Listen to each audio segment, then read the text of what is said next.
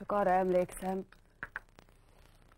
ahogy ott álltunk a temetésen, engem körbevett Colin családja, meg az üzleti partnerei, te pedig ott álltál tök egyedül.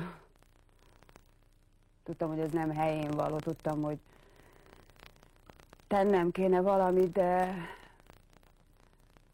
az egész olyan volt, mint hogyha te egy betolakodó lennél. Jó, tudom, hogy nem szabadna ilyet mondanom, de azt állítani, hogy mindez az én hibám csak azért, mert nem tudtam Colintól elszakadni, nem csak én rólam van szó. Persze. A többiek a te példádat követték. Jaj, Arthur, te ezt nem értheted. A legtöbb barátunknak fogalma sem volt arról, hogy Colin homokos egészen a haláláig, akik pedig tudták, nem fogták fel, csak amikor kiszivárgott, hogy megbetegedett. És neked kell elmagyaráznom, hogy az emberek milyen ostobák és félreinformáltak a homoszexualitással kapcsolatban.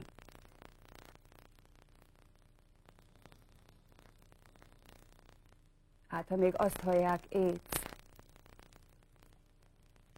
Hihetetlen, hogy az emberek milyen lehetetlenül tudnak viselkedni pusztán a szó hallatán, hogy AIDS.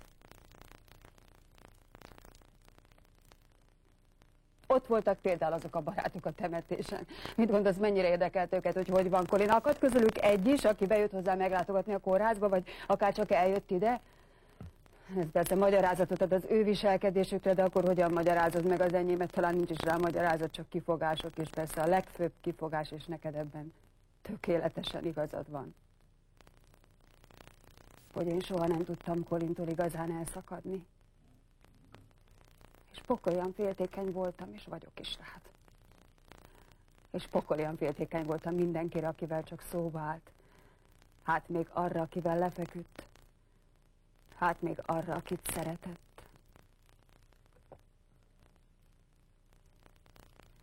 Az első évben, amikor elhagyott, akkor mindig azokról a férfiakról beszélgettünk, akikkel találkozgatott.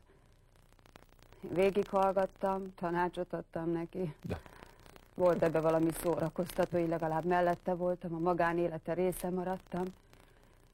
És persze ennek csak annyi volt az alapja, hogy soha nem volt megelégedve azokkal a férfiakkal, akikkel találkozgatott, így én aztán reméltem, hogy egyszer majd föladja az egészet, és visszajön hozzá.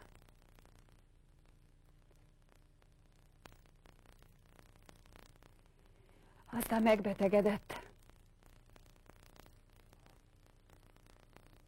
Felhívott a kórházból, hogy bemennék-e hozzá meglátogatni.